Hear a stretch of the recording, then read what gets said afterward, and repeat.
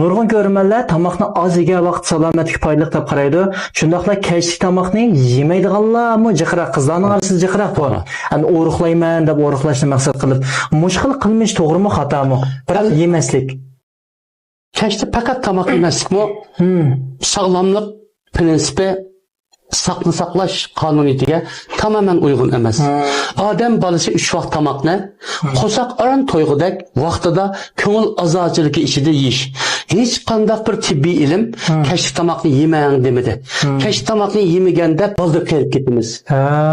Shunga o kechki tamoqni yemay badan sifatimni saqlayman deganlar shu chiparxutdak yuzini qo'lash, tatrango, qonsiz, xunuk, seliq chiroy boldiq kelib ketadi. Shu kechki tamoqni yeyish kerak. Kechki tamoqni yeyish balkim jiqroq yeb selishimiz mumkin. Chunki mehmondorchilikqa borimiz, faqat yemay o'tirib olsak, sohibxonning ko'ngliga kelib qolishi mumkin. Shuni yeymiz. Hatto ba'zi amroq tamoqimiz kelib qolsa, jiqroq yeb selishimiz mumkin. Insonchilik. Buni qanday qilamiz? Kech tarafda piyoda menish mumkinchilik bo'lsa, shu kuni menib ortiq energiyani quritib yotamiz.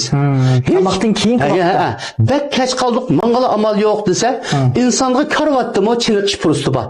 Misol uchun, ashada bir 7 po'g'ich bo'lgan aloqda mayli harakatlantirish, mayli gavdani harakatlantirish, badan qizish kerak. Harakat orqali ortiq energiyani quritib olsak, energiya qurab tursa, biz uni yemang demaymiz. Ortiq energiyani quritib o'tish, ammo energiyani kam qo'yib qo'yishga bo'lmaydi degan gapda